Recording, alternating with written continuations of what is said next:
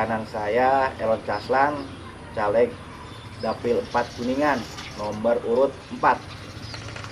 Dan di sebelah kiri saya Ibu Casri ini yang tidak asing ya, kemarin udah ikut di perdana, caleg Dapil 1 nomor urut 6 ya Bu ya.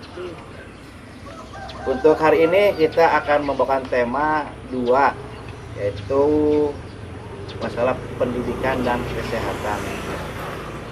Mudah-mudahan bincang-bincang santai hari ini bisa membawa manfaat buat kita semua, khususnya di masyarakat.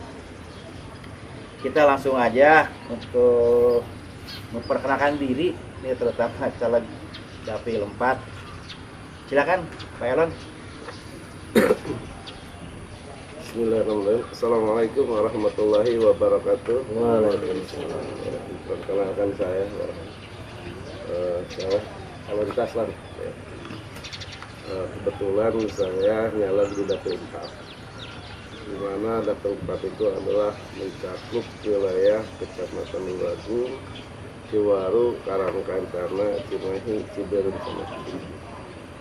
Terima kasih atas waktunya. Ini bincang pagi sambil berjemur diri, seolah rasa pantai Bali, tetapi tidak mengurangi nikmat. Kita bisa berkumpul di pagi hari ini. Mungkin itu untuk awal perkenalan saya. Terima kasih Pak Elon. Untuk sebelah kiri kita ke sini, silakan. Assalamualaikum warahmatullahi wabarakatuh. Waalaikumsalam. Nama saya Ibu Casrini. Saya caleg DPRD Kabupaten Dapil 1 dari Partai PKB. Saya di sini beserta tim Pak Asep Miftahudin akan berbincang bersama di pagi hari dalam keadaan sehat walafiat. Amin. Kebetulan hari ini lokasi di Desa Ketayasa. Kebetulan ini ada bikin kelompok tani dan ini kita di alam persawahan. Mudah-mudahan dengan suasana yang santai ini kita bisa ada sesuatu yang bermanfaat. Baiklah, kita mulai bincang-bincang ini dengan Pak Elon dulu nih. Ya. Kebetulan di wilayah timur tentang dunia pendidikan. Bagaimana sih menurut Pak Elon dunia pendidikan di Kota punya saat ini? Singkat, padat. Silakan Pak. Saya sedikit menyikapi terkait pendidikan untuk di Kabupaten Kuningan. Walaupun amal ini emang Kabupaten Kuningan itu terkait pendidikan itu sekarang lagi gencar-gencarnya untuk meningkatkan mutu pendidikan, untuk meningkatkan para pendidikan sehingga tidak ada anak-anak yang tidak bersekolah minimal SLA. Nah itulah harapan kami mendorong bekerjasama dengan pemerintah bahwa tidak ada satu anak pun yang tidak sekolah dan tidak melanjutkan ke jenjang SLA. Dan mari kita cari solusi bersama, karena pada dasarnya banyak sekali anak-anak yang masih belum menyadari akan pentingnya sekolah, sehingga hal ini perlu didorong oleh orang tua juga. Jadi pendidikan anak itu sangat penting, pendidikan anak itu nomor 1. Jadi intinya anak-anak ini bagaimana menyadarkan dirinya sendiri dan orang tua mendorong, karena emang ini tanggung jawab kedua-duanya antara anak dan orang tua, supaya minimal sampai SLA lah. Itu harapan kami di DPRD kelak nanti ketika terlantik, dan itulah cita-cita kami. Mungkin itu saja. Baik. Tapi kan di masyarakat sekarang banyak loh angkatan kerja sekarang ini kan pendidikannya masih rendah, SD, SMP.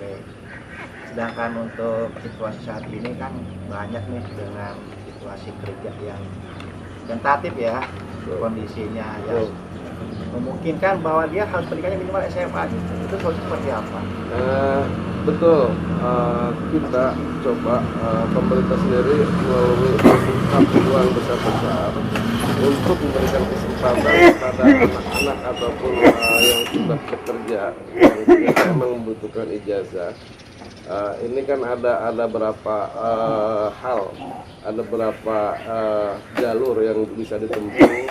Jadi intinya entah PKTM, persamaan segala macam, dan ini udah kita melihat bahwa ini udah mulai berjalan dan banyak yang menyadari dirinya bahwa ijazah itu walaupun hanya selembar itu penting, maka dia mengejar paket lah, entah paket W atau paket C, itu untuk solusi saat ini. Edukasinya seperti apa Pak ke masyarakat? Ya, kita selalu mengatakan bahwa hari ini kita mau tidak mau sangat penting sekali untuk melaksanakan program pemerintah, yaitu sekolah sampai SMA. Berarti intinya Sosialisasi yang baik, yang merata sampai ke tujuan ke akhir, yaitu ke masyarakat. Maka semua pihak kita harus libatkan, Pak. Apalagi Kuningan ini sekarang udah terbuka lah, wacana banyak misalnya peluang-peluang pekerjaan, yang tapi harus didorong juga dengan hal-hal yang istilahnya perlu perlu si anak atau orang yang kerja itu adalah butuh legalitas ijazah juga. Baik, terima kasih.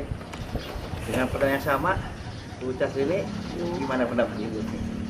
Ya, pendapat saya ya yang dialami terutama buat anak-anak didik ya, kadang gedung termasuk seperti contoh di kampung kami ada istilah madrasah ibtidaiyah ya, ibtidaiyah MI Gupi Kertayasa, lahan ada tapi gedung belum, istilahnya mah ada kepedulian dari pemerintah bahkan swadaya masyarakat Pak.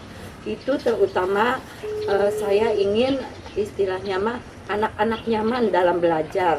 Mohon dari pemerintah dan upayakan gedung-gedung sekolah yang ada, intinya bila mana udah ada lahan kan partisipasinya dari pemerintah harus istilahnya diutamakan atau diprioritaskan. Itu menurut saya, karena kalau anak-anak satu kelas, dalam satu kelas dijadikan istilahnya mah dua kelas, kelas 1 disatukan dengan kelas 2, jadi belajarnya tuh terganggu lah, intinya kurang nyaman gitu.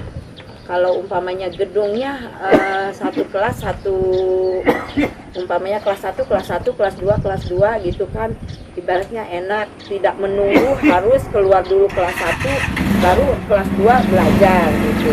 Intinya di sini banyak lahan yang udah ada, cuman fasilitas gedung belum diprioritaskan sama pemerintah Pak. Hatur nuhun. Berarti keberpihakan Dewan nanti, Dewan kan anggaran ya Bu? Iya.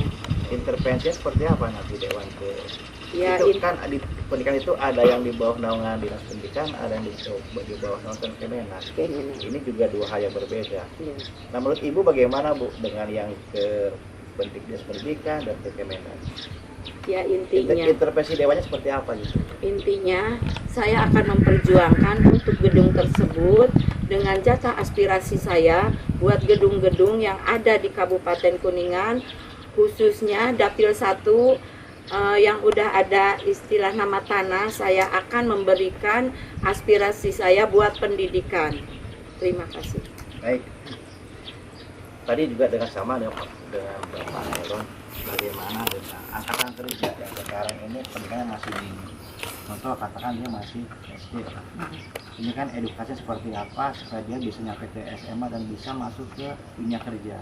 Karena dunia kerja ini kan sekarang ke SMA pun sangat sulit gitu. Tanggapan Ibu gimana? Justru saya ingin perguruan tinggi pemerintah ada kepedulian bagi masyarakat atau anak yang kurang mampu, ada KIP lah, KIP buat anak-anak yang kurang mampu dan berprestasi. Itu yang harapan saya untuk menjenjang ke perguruan tinggi. Katanya kalau informasi juga informasi ya Bu. Kalau KIP itu gampang nggak sih? Sangat susah. Contohnya ya, ini bukannya saya, ini contohnya saya pribadi ya. Anak saya tuh meninggalkan sama bapaknya sejak SD. Punya KIP tapi belum pernah namanya dapat bantuan. Bukannya saya ingin bantuan, buat apa sih KIP kalau tidak ada istilahnya mah tidak disalurkan atau tidak ada. Buat apa kartu kalau istilahnya mah tidak bisa dipergunakan. sampai sekarang anak saya alhamdulillah lewat jalur umum pun dia sudah istilahnya mah sudah mulai semester ke-1 di Uniku jurusan hukum. Alhamdulillah berkat rezeki yang ada kita istilahnya mah tanpa KIP bisa, tapi kita tuh peduli kepada mereka-mereka yang kurang mampu, apalagi anak yatim atau piatu yang ingin sekali istilahnya melanjutkan ke perguruan tinggi. Saya peduli itu, Pak. Jadi artinya gini Bu, tentang KIP ini kan ketransparannya kan satu, itu juga perlu jelas ya Bu. Iya. Kedua, ya nanti nih Bu Casri sama Bapak Elon ketika jadi dewan, itu dong aspirasi ya. Iya. Sejauh mana nanti memperjuangkan juga kita nanti nih teman-teman di tim ya. Iya. Kita kan wakil masyarakat juga ya. Iya. Mudah-mudahan beliau-beliau ini bisa dilantik di DPR dan bisa memperjuangkan itu. Dan kita dicatat nih hari ini ya, mudah-mudahan kita pagi ini bisa terwujud nanti di kemudian hari. Amin. Baiklah, kalau untuk pendidikan sebenarnya kalau bisa saya simpulkan ya, dari mutu udah mulai ada peningkatan ya, Pak ya. Keduanya bahwa bagaimana kita sosialisasi kepada rekan kerja tentang pendidikan yang masih rendah. Ini pun memang kita bisa PR dengan dinas terkait ya. Artinya legislatif dan eksekutif ini kita bisa kerjasama bagaimana edukasi yang dan sosialisasi yang tepat ke masyarakat. Nah tadi saya menarik nih dengan Ibu nih, kalau Ibu jadi aspirasi akan pendidikan akan membangun. Sama nggak nih dengan PR juga akan dengan eksekutif juga enggak pendidikan? Jadi kita gini ya, yang namanya aspirasi kita itu terbatas. Tetapi bagaimana kita mendorong, karena kita ini ada sebagai pejuang. Legislatif itu kan memperjuangkan hak-hak masyarakat. Jadi kalau kita mengandalkan aspirasi, kita itu terbatas. Tetapi bagaimana kita mendorong di bidang pendidikan, entah itu di kabupaten, provinsi dan pusat, bagaimana caranya kita bisa mendorong, menarik, memperjuangkan hak-hak pendidikan, terutama di sarana prasarana atau gedung-gedung itu. Jadi kalau aspirasi, ya kita harus yang terbatas ini kan juga pendidikan juga. Ya, Ketika eksekutif dan legislatifnya itu harmoni, kan dari kabupatennya dengan provinsinya dengan pusatnya kan nyambung. Itu yang kita harapkan. Ini dari Bapak dari Ibu pun ya. Bagaimana memperjuangkan masyarakat melalui dewan di tingkat kabupaten, di tingkat provinsi dan tingkat. Kalau boleh saya tahu nih dengan Pak Elon, kita kan di provinsi nih, tentang kasus ini karena dari PKB provinsi. Kalau untuk DPR RI dengan siapa? Kalau DPR RI selama ini jujur saya belum ada kaitan yang apa namanya bisa dalam secara serius. Ya, kita belum, karena kami punya tim dan belum satu pun yang di jenjang obrolan serius. Adapun mungkin baligo saya ada dengan salah satu salon dari pusat katakan. Tetapi untuk di provinsi memang saya sendiri dan kami tim untuk pemenangan Elon Kasan Dapil 4 itu jujur sudah ada kita bekerja sama atau komunikasi lah. Paling tidak ada komunikasi yang intens. Kalau kita dengan Asad Miftahudin itu udah mulai menjalin hubungan harmonis untuk sama-sama saling memenangkan itu. Boleh saya tahu Pak namanya Pak di Perharinya? Haji Anwar Prihatin. Kalau Ibu gimana Bu? Dengan DPR RI-nya siapa Bu? Saya sementara ini dengan Ibu Rina Syahada, tapi belum berkomitmen apapun. Yang penting saya beritikad membesarkan PKB baik pusat ataupun provinsi. Baik, ini menarik lah ini. Teman-teman di kabupaten, kalau dalam provinsi kita sudah jelas ya, yang Kang Asep Miftahudin. Kemudian pusat ada Pak Haji Januar dan ada Ibu Nasada. Mudah-mudahan beliau-beliau ini yang di DPR RI juga bisa semua ya Bah. Amin. Ya Bu ya. siapa tahu PKB di tahun ini bisa menambah 2 kursi DPR. Kita semua doakan. Amin. Apa yang tadi menjadi PR di pendidikan juga bisa menjadikan dorongan kita supaya mereka lebih konsentrasi lagi, bisa lebih memperjuangkan. Mungkin di dunia pendidikan mungkin itu dulu ya, santai aja lah. Nah kita untuk kesehatan nih, sekarang nih kalau di pertanian sangat bisa El Nino, orang tadinya mau hujan tapi juga masih mahal. Dengan pendidikan kita sudah lihat tadi bagaimana menurut Bapak Elon dunia kesehatan nih, ingatan. Ya. Jadi terima kasih Pak Erhan yang telah memberikan pertanyaan nih yang cukup menggelitik dan cukup menarik terkait kesehatan khususnya di pendidikan saat ini. Memang dalam perubahan iklim saat ini kita rentan menghadapi seperti lagi adalah penyakit-penyakit ini.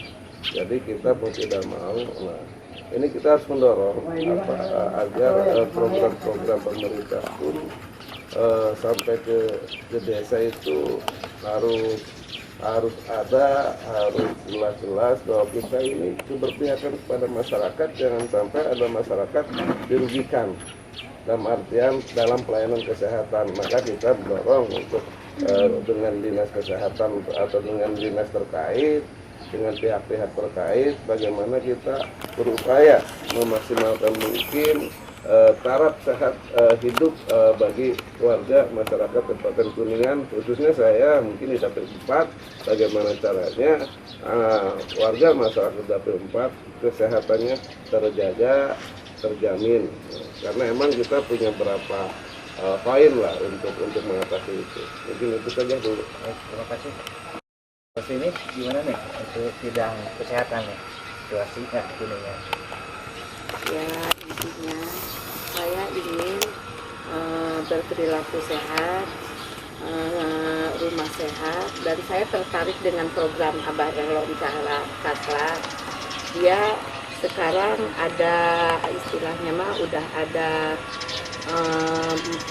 di Kabupaten Kuningan ini untuk membuat dana dari pusat untuk bikin rumah sehat, terutama buat rumah-rumah yang tidak layak huni. Karena ini ya namanya kesehatan, rumah sehat ya memang udah harus sehat. Iya. Tapi bagaimana nih dengan pelayanan-pelayanan di puskesmas, di rumah sakit nih Bapak Elon, terutama BPJS-nya sekarang kan masyarakat banyak yang mandek nih BPJS. Iya. Ada yang nggak bayar mau masuk rumah sakit, kadang-kadang juga nggak tahu kutip ya, gitu. Agak bermasalah juga. Itu menurut Elon gimana? Jadi sebetulnya begini ya, pemerintah itu memberikan pelayanan itu, kesehatan itu merata, tidak tebang pilih lah katakan. Maka kita lihat di BPJS itu kan ada kelas 1, kelas 2, dan kelas 3. Sebetulnya bagi emang yang mandek, yang penting kita usahakan, kita perjuangkan bahwa jangan sampai gara-gara BPJS belum beres atau belum terbayarkan atau misalnya yang emang benar-benar tidak mampu bayar, tapi emang perlu dirawat, perlu perawatan kesehatannya, maka kita dorong apapun alasannya warga harus sehat, Pak. Apalagi artinya sekarang khususnya untuk Kuningan dan Cirebon itu dalam kondisi yang sama, siapapun yang sakit kalau emang betul tidak mampu masukin aja ke rumah sakit. Dan kita dorong itu, dan kita ada itu hal-hal yang memang cuman di desa juga harus solutif. Kalau di Cirebon itu ada pos kesehatan di desa, pos kesdes, dan di kita pun itu ada Pak. Jadi itu bisa melayani semua. Jadi siapapun yang sakit, jangan sampai kendala saya nggak punya uang, kendala saya BPJS bermasalah, akhirnya dia ditelantarkan. Maka kita dorong siapapun itu yang sakit bawa ke rumah sakit. Artinya edukasi tetap ada ya. Harus, Pak. Hanya bagus nih. Buat Ibu Tas ini gimana nih? Ya bagi masyarakat yang kurang mampu, ada dalam kendala istilahnya mah BPJS nunggak lah, ataupun kisnya yang istilahnya mah tidak kadang-kadang kalau Kartu Indonesia Sehat tuh kadang kurang dilayani oleh pihak rumah sakit. Ya gimana caranya kita memotivasi atau melayani dengan cara kita, apa kita langsung ke direktur rumah sakitnya supaya masyarakat kita tuh terlayani, atau kita ajukan, kan ada jam kesda ya Pak ya, itu ya mudah-mudahan jam kesda pun bisa menolong dan pihak direktur rumah sakit menolong dengan kita peduli kepada mereka dan kita langsung istilahnya mah mengajukan kepada direktur rumah sakit ataupun ke jam kesda bagi masyarakat yang kurang mampu dan tidak dilayani KIS-nya atau BPJS yang tidak istilahnya menunggak, yang tidak aktif lah gitu Pak. Ya artinya gini, kalau boleh saya simpulkan, nanti peran dewan itu lebih mengharmoniskan kembali pemikiran dengan eksekutif gitu ya. Iya. Terutama masyarakat yang tidak mampu, kadang-kadang juga kan mereka juga nggak paham. Karena nggak paham akhirnya kan diam. Ya udah sakit diam, ya gimana gitu kan. Jadi meninggal. Artinya kan edukasi, sosialisasi kan mesti dilakukan. Nah, ini kemitraan ini memang yang harus kita jalankan. Nah alhamdulillah lah,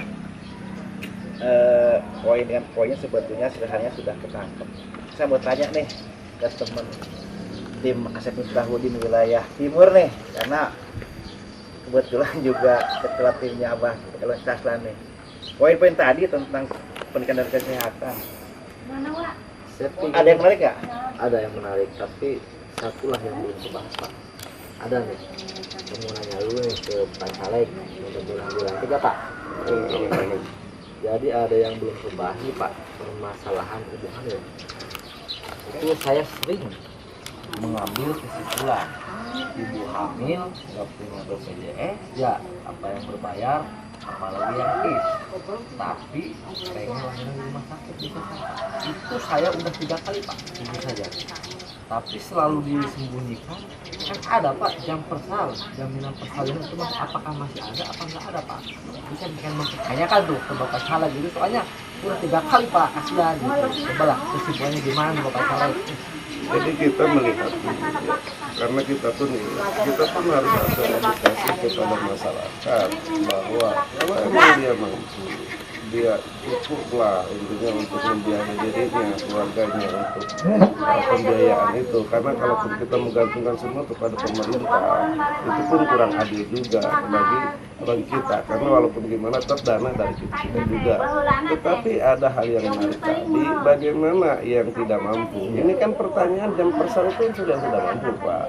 Jadi kita dorong, kita perjuangkan kalau emang betul orang tersebut tidak mampu untuk melihat biaya hamilnya segala macamnya, karena itu diatur, dilindungi oleh undang-undang bahwa ibu dan anaknya harus selamat Pak. Jadi intinya bawa dulu ke rumah sakit, terus nanti di rumah sakit kita ambil tindakan. Kalau emang dia tidak mampu, ada jam kesda kok, ada usaha jaminan kesehatan yang segala macam, dan ada hal lain yang emang perlu kita perjuangkan itu Pak. Jadi jangan pernah takut. Bagi warga masyarakat yang emang betul-betul tidak mampu, maka kitalah sebagai caleg atau sebagai dewan-dewan nanti atau sekarang yang jadi, maka itu perlu memperjuangkan itulah, karena hak masyarakat tuh harus diperjuangkan oleh calegnya loh, oleh dewannya kelak atau sekarang.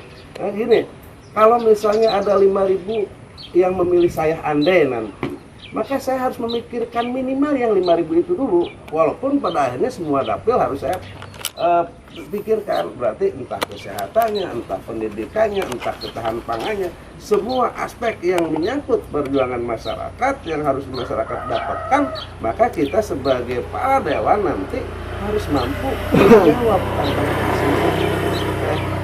Berarti intinya kita akan temu ya Pak, kalau nggak mampu Harus perkawinan. mutlak itu. Tapi ya mudah-mudahan Bapak Elon bisa dilantik, karena udah bisa istilahnya ada jaringan lah Pak ya, jaringan buat jaminan persalinan gitu kan. Jadi mudah-mudahan kita bisa tempuh khususnya yang sudah mampu. Dari saya gitu aja Pak.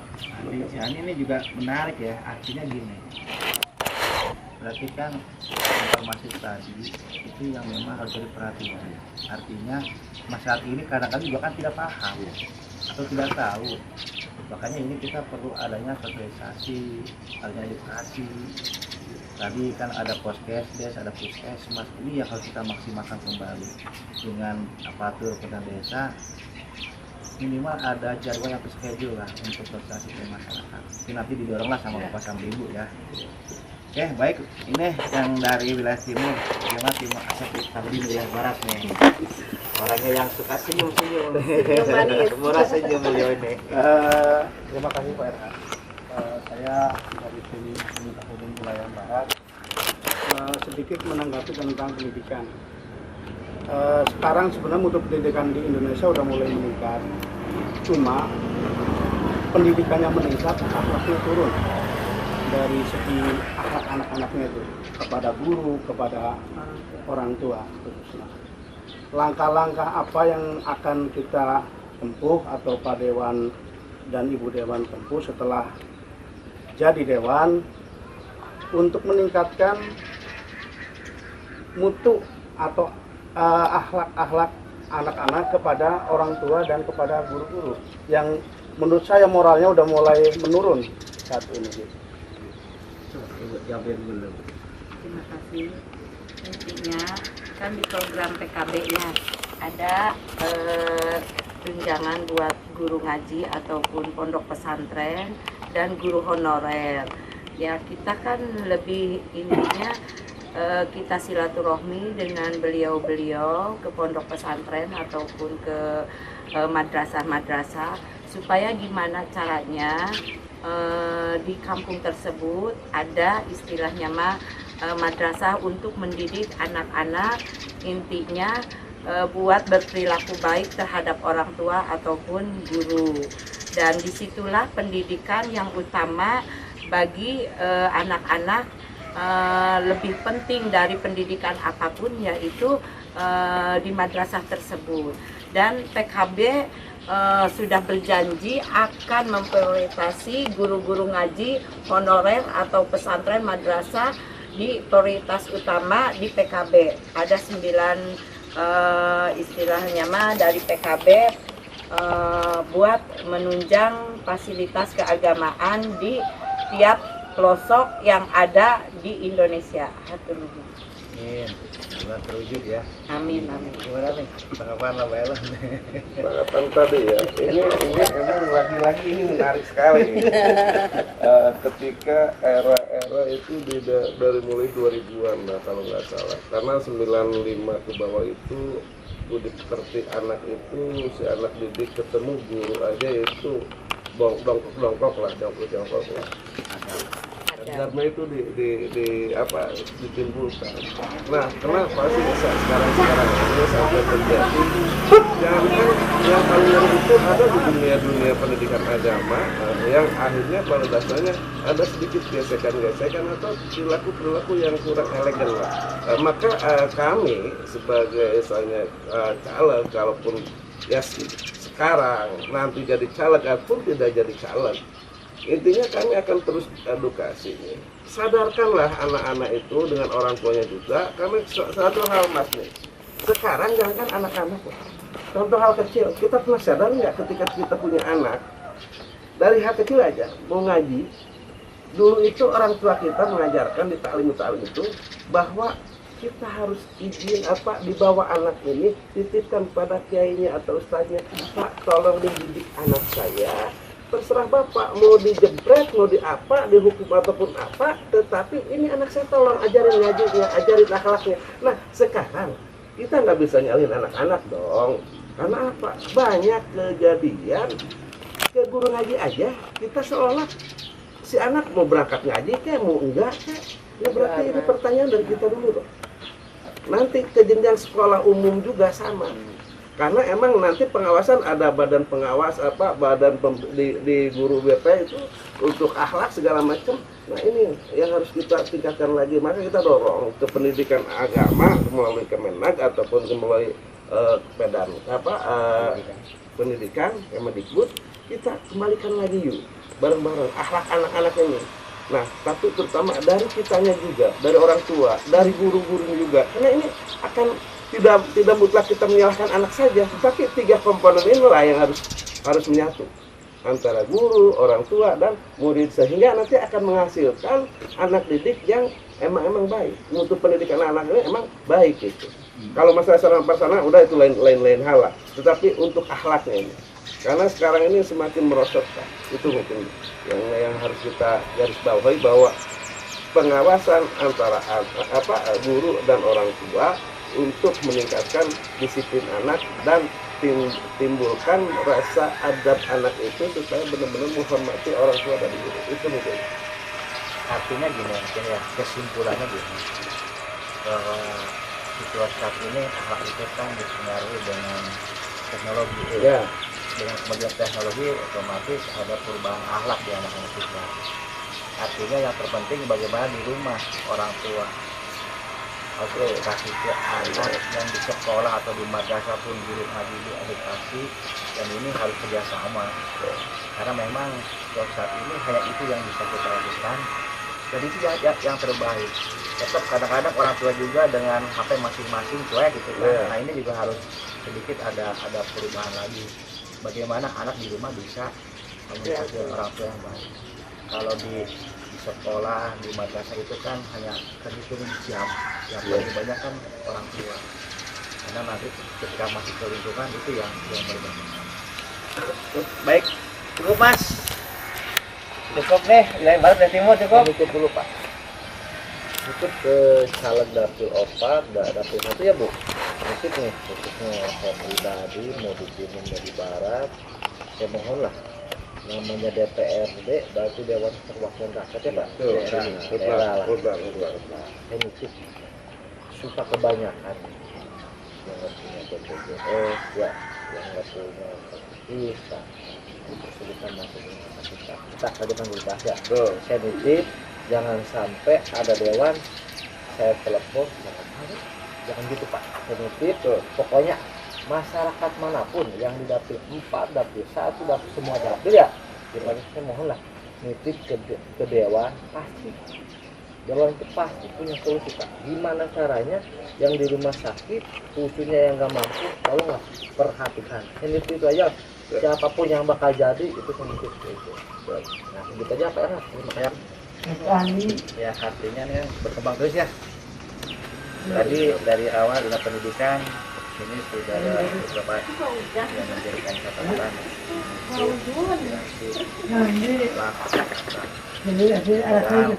Depan ada perubahan yang lebih baik ya. Juga di kesehatan. Memang saat ini sedang jauh dari BPJS. Mudah-mudahan ke depan bisa lebih terantisipasi, lebih bisa ada keberpihakan ke masyarakat, terutama masyarakat yang tidak mampu. Terima kasih teman-teman selek daerah. Mudah-mudahan bincang-bincang kita pagi ini bisa menjadi referensi. Mudah-mudahan teman-teman kita yang lain juga ada inspirasi. Demikian bincang-bincang pagi ini bersama tim Asesmen Syafruddin SH, caleg DPRD Provinsi Jawa Barat dari dapil Jabar 13 dari Partai Kebangkitan Bangsa. Dan kita semua adalah keluarga besar PKB. Mudah-mudahan bincang-bincang ini bisa membawa manfaat buat kita semua, masyarakat, dan sampai jumpa di episode berikutnya. Terima kasih. Saya R. Herdianto, Ketua Tim. Assalamualaikum warahmatullahi wabarakatuh.